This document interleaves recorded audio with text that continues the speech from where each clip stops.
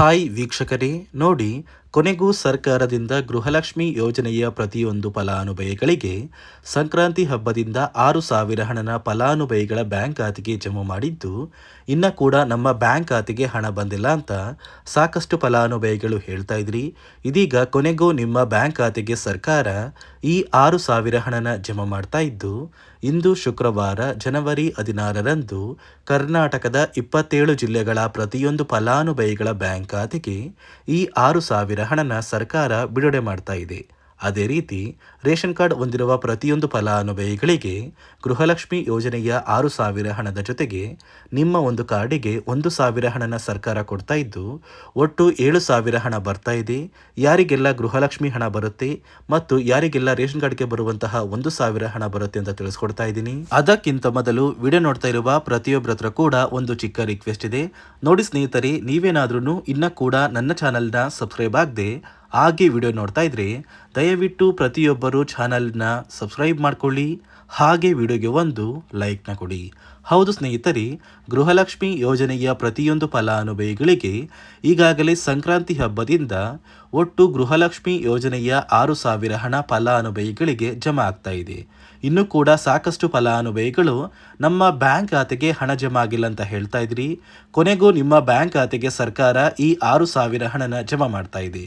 ಹೌದು ವೀಕ್ಷಕರೇ, ಈ 6,000 ಹಣ ಹೇಗೆ ಬರುತ್ತೆ ಅಂದರೆ, ಗೃಹಲಕ್ಷ್ಮಿ ಯೋಜನೆಯ ಅಕ್ಟೋಬರ್, ನವೆಂಬರ್ ಹಾಗೂ ಡಿಸೆಂಬರ್ ತಿಂಗಳ ಹಣ ಅಂದರೆ 25ನೇ ಕಂತು, 26ನೇ ಕಂತು ಹಾಗೂ 27ನೇ ಕಂತು, ಈ 3 ತಿಂಗಳ 6,000 ಹಣನ ನಿಮ್ಮ ಬ್ಯಾಂಕ್ ಖಾತೆಗೆ ಜನವರಿ 16 ಅಂದರೆ ಶುಕ್ರವಾರದಿಂದ ಕರ್ನಾಟಕದ ಒಟ್ಟು 27 ಜಿಲ್ಲೆಗಳ ಪ್ರತಿಯೊಂದು ಫಲಾನುಭವಿಗಳಿಗೆ ಸರ್ಕಾರ ಜಮಾ ಮಾಡ್ತಾ ಇದೆ.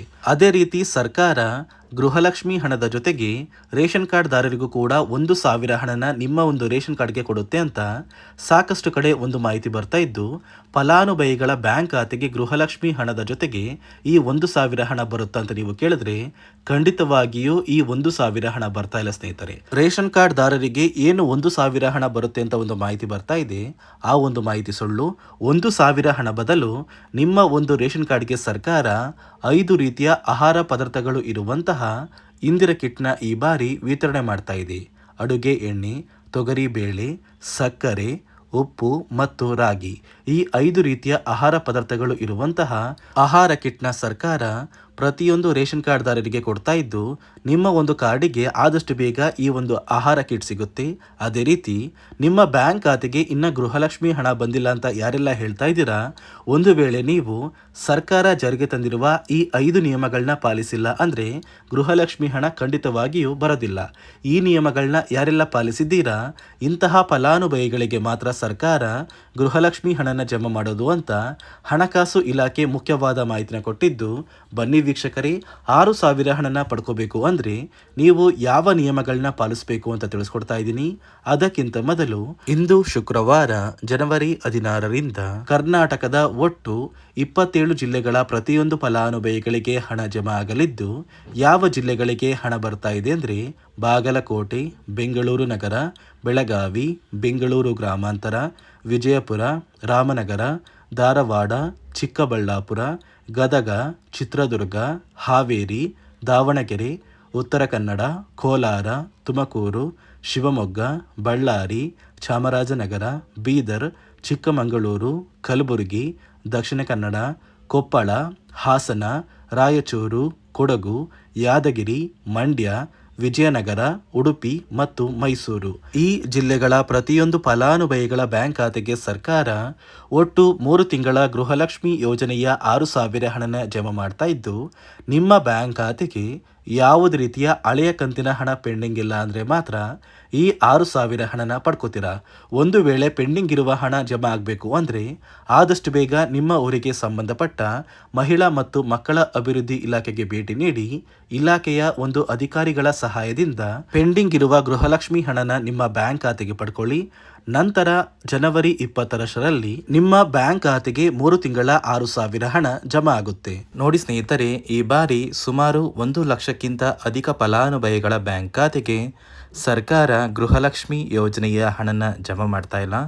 ಕಾರಣ ಏನು ಅಂದರೆ ನಿಮ್ಮ ಬ್ಯಾಂಕ್ ಖಾತೆಗೆ ಡೆಬಿಟ್ ಮೂಲಕ ಹಣ ಜಮಾ ಮಾಡುವಂತಹ ಸಂದರ್ಭದಲ್ಲಿ ಸರ್ಕಾರ ಸಾಕಷ್ಟು ಫಲಾನುಭವಿಗಳ ಒಂದು ಬ್ಯಾಂಕ್ ಖಾತೆಗೆ ಹಣ ಜಮಾ ಮಾಡೋದನ್ನು ಕ್ಯಾನ್ಸಲ್ ಮಾಡಿದೆ.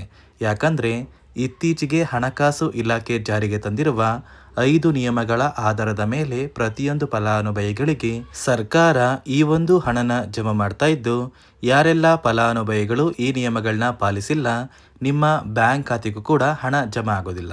ಹಾಗಾದರೆ ಬನ್ನಿ ಸ್ನೇಹಿತರೆ, ಸರ್ಕಾರ ಜಾರಿಗೆ ತಂದಿರುವ ಆ 5 ಹೊಸ ನಿಯಮಗಳು ಏನು ಅಂತ ನಾನು ನಿಮಗೆ ತಿಳಿಸ್ಕೊಡ್ತಾ ಇದ್ದೀನಿ. ನೋಡಿ ಸ್ನೇಹಿತರೆ, ಮೊದಲನೆಯ ಒಂದು ನಿಯಮ ಬಂದು ಸಾಕಷ್ಟು ಫಲಾನುಭವಿಗಳು ಹೊಂದಿರುವಂತಹ ಒಂದು ರೇಷನ್ ಕಾರ್ಡ್ ಏನಿದೆ, ಆ ಒಂದು ರೇಷನ್ ಕಾರ್ಡ್ನ ಮನೆಯ ಸದಸ್ಯರ ಪ್ರತಿಯೊಬ್ಬರ ಒಂದು ಆಧಾರ್ ಕಾರ್ಡ್ನ ನಿಮ್ಮ ರೇಷನ್ ಕಾರ್ಡ್ಗೆ ಕಡ್ಡಾಯವಾಗಿ ಲಿಂಕ್ ಮಾಡಿಸ್ಬೇಕು.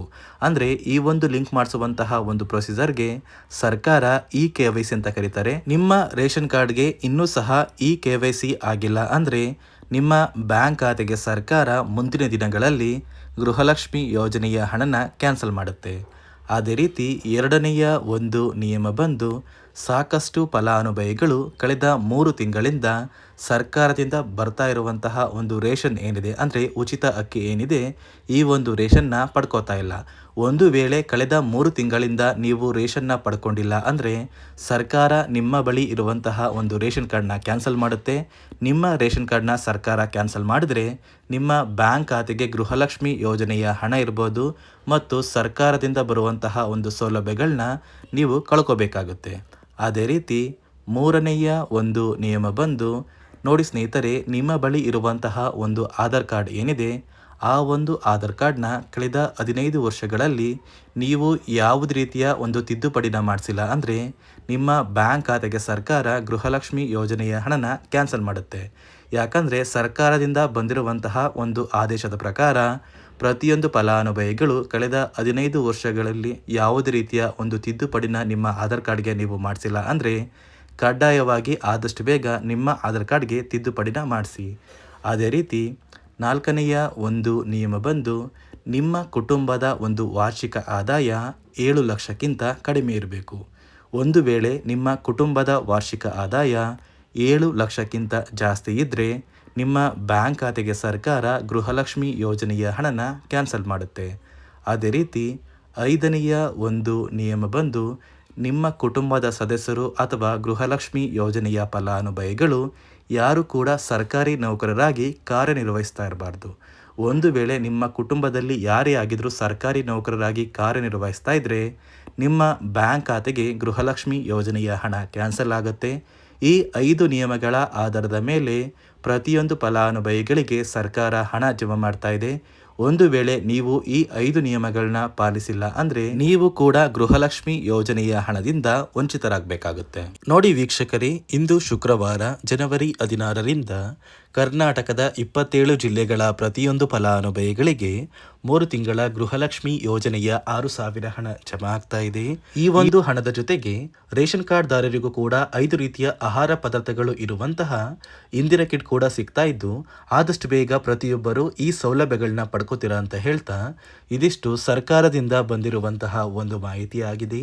ನಾನು ಕೊಟ್ಟಿರುವಂತಹ ಮಾಹಿತಿ ನಿಮಗೆ ಇಷ್ಟ ಆಗಿದ್ದಲ್ಲಿ ದಯವಿಟ್ಟು ಪ್ರತಿಯೊಬ್ಬರು ನನ್ನ ಚಾನಲ್ನ ಸಬ್ಸ್ಕ್ರೈಬ್ ಮಾಡ್ಕೊಳ್ಳಿ, ಹಾಗೆ ವಿಡಿಯೋಗೆ ಒಂದು ಲೈಕ್ನ ಕೊಡಿ.